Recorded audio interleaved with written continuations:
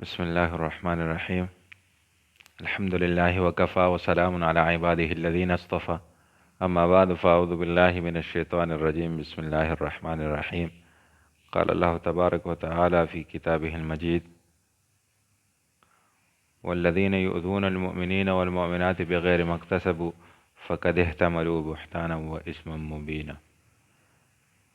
وقال النبي صلى الله عليه وسلم: المسلم كجسد واحد، إن اشتكى عينه اشتكى كله، إن اشتكى رأسه اشتكى كله، أو كما قال النبي صلى الله عليه وسلم. صدق الله العظيم وصدق رسوله النبي الكريم.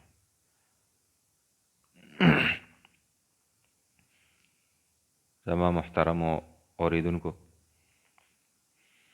ما ستاسو په وړاندې د قرآن کریم آیات ته نبی علیه الصلاة والسلام یو حدیث ولوسته. الله رب العزت قرآن کریم کې فرمایي هغه کسان، هغه خلق چې په مؤمنانو سړو یا په مؤمناتو ښځو باندې بغیر د هغې د څه کسور نه ظلم کوي، نو دی بوج اوچتوي او ښکاره ګناه کوي. زما عزتمندو، د نن دا موضوع مې د فلسطین هغه مظلومانو خویندو وروڼو ته ډالۍ ده. دا د هغې دپاره دا نننی ویډیو کوم چې ما او تاسو اکثر ګورو چې په دنیا کې کوم ځای کې هم که په هندو باندې چېرته څوک معمولي شانتې دغه ورسره وکړي، زیاتې یا خپل حق ترې وغواړي، دغه شان هر یو طبقې والا، که هغه هندو دی، که عیسائی دی، که یهودي دی، نو ما او تاسو ګورو، مونږ ورته وایو چې اقوام متحده په هغې باندې یو لوی واویلا جوړه کړي، یو لوی شور یې جوړ کړي چې دې سره زیاتې کېږي، دې له انساني حقوق نه ورکېږي، دې سره دا چل کېږي، دې سره دغه چل وشو. خو لیکن د فلسطین زما په خیال 70-75 سالو شو چې په د هغې په مسلمانانو باندې ظلمونه کېږي او حتی په نن سبا دور کې پرې د ظلم انتها کېږي. خو لیکن دغه اقوام متحده د هغې هغه دغه چې کوم دي ورکران، د هغې څومره خلک چې کوم دي نن سبا ښه خرګوش باندې وده دي، ځکه چې نن ظلم په چا کېږي؟ په مسلمان باندې. او هغې په اصل کې غواړي دا چې مسلمان چې کوم دی دا د زمونږ د لاندې کار کوي، زمونږ د لاندې وي، نو الله په دغه خبره دی خوشحاله دي. خو لیکن بل طرف ته د دې برعکس ما او تاسو وګورو، څومره اسلامي ممالک دي، هغې ټول لکه د هغې په شانتې ښه بېغمه ناست دي، سربراهان لا نه وي. ګوره نبی علیه صلات وسلام فرمایي، ما په ابتدا کې په خطبه کې د نبی علیه صلات وسلام حدیث ولوسته. نبی علیه صلات وسلام فرمایي: المسلم کجسد واحد، مسلمان په شانتې د یو بدن دی، ان اشتکا عینه اشتکا کلو. کله چې د ده سترګې ته تکلیف وي، د ټول بدن ته تکلیف وي. کله چې د ده سر ته تکلیف وي، د ټول بدن ته تکلیف وي. مطلب دا چې دا یو بل سره کنیکټ دي، یو بل سره یو ځای دي. دا نه چې د یو بل نه بیل دي. که د جسم په یو معمولي حصه کې معمولي شانتې نقصان راغی، معمولی شانتې تکلیف راغی، ټول بدن ته چې کوم دی تکلیف میلاویږي. خو لیکن نن سبا د هغې برعکس معامله ده. زما عزتمندو وګورو ما او تاسو د فلسطین په مسلمانانو باندې څومره ظلمونه کېږي. غیر مسلم ممالک خو به نه وایم،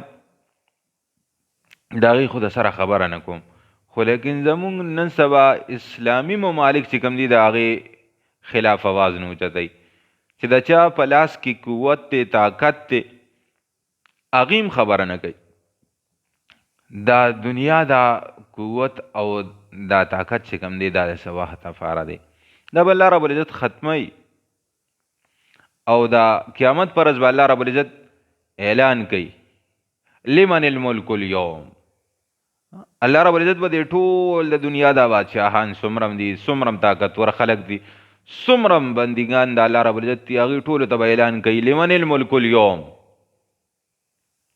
نن د چا باد نن از د چا بادشاهي ده، څوک به جواب ورکولو والني؟ الله رب العزت به په خپله د خپل سوال جواب کوي. لله الواحد القهار. نن ورځ د دغه یو واحد وحده لا شریک ذات چې هغه زبردست مضبوط ذات دی، د هغه بادشاهي ده.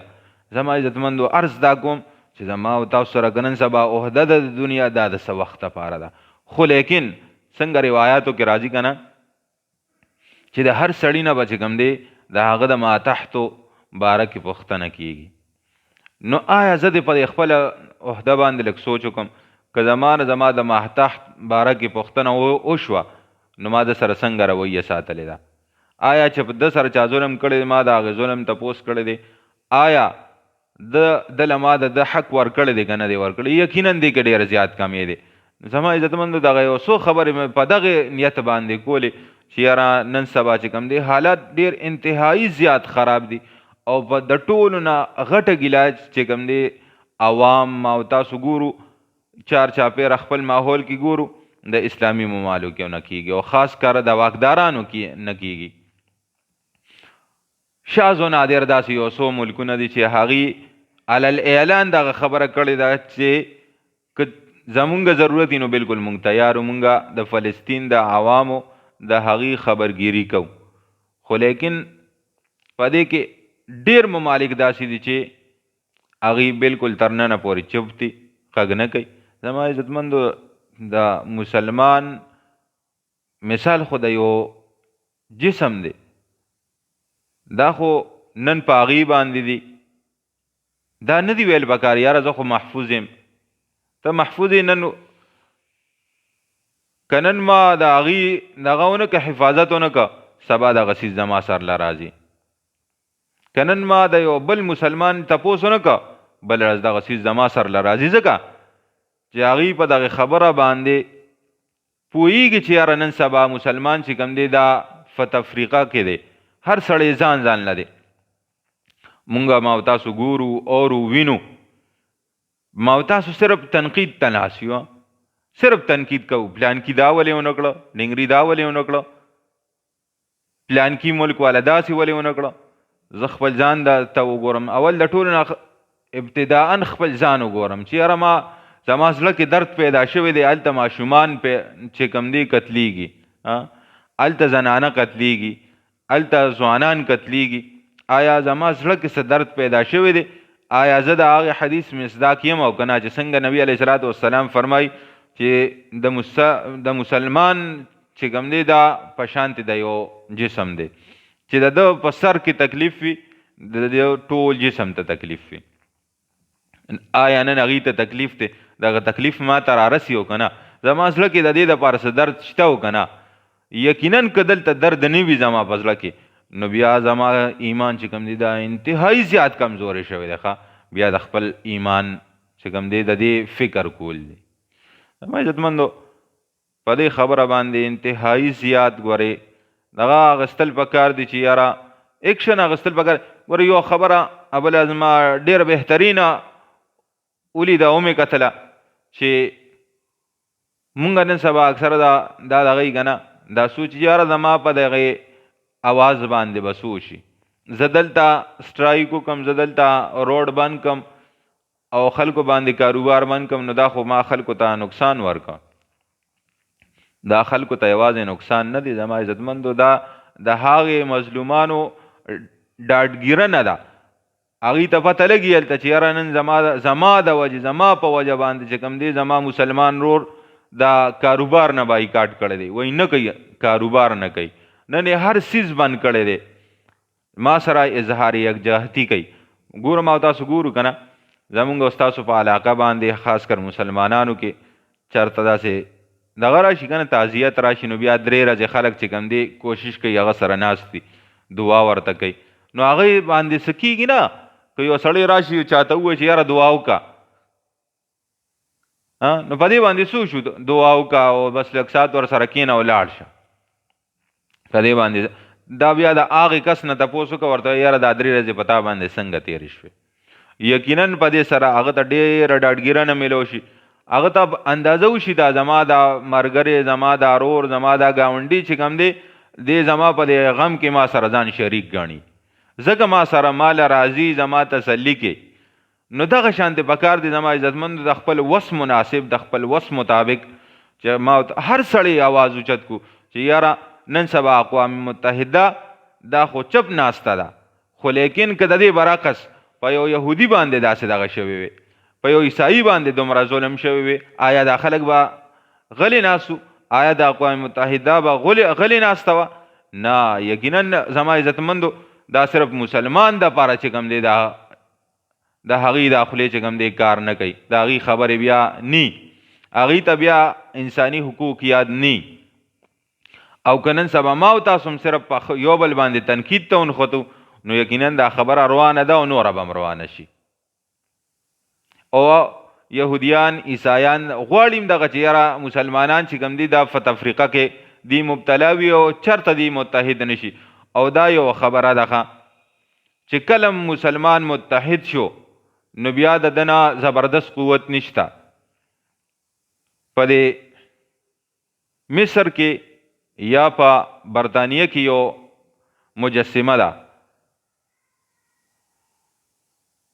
دا دریو کسانو، مسلمان دی، عیسائی دی او یهودی دی.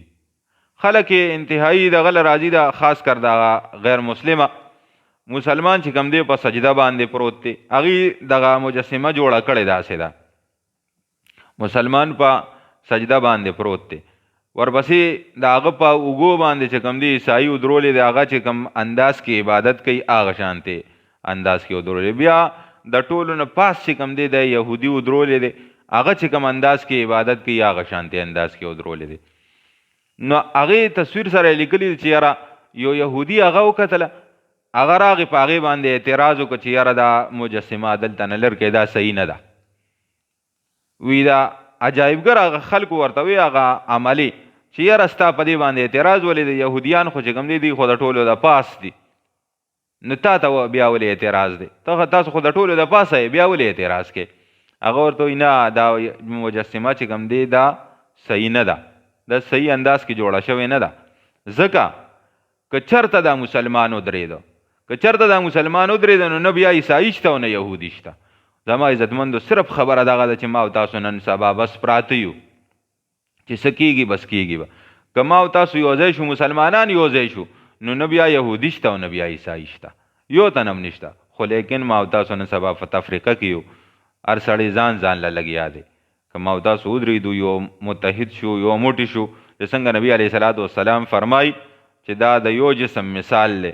که دغه شانتې ما وګڼل چې یاره زما مثال خو د یو جسم دی، دا صرف زما سر ته تکلیف نه دی، زما ګوتې ته تکلیف نه دی، دا زما ټول جسم ته تکلیف دی، نو یقینا چې دا حالات به الله رب العزت ډېر زر بدل کړي.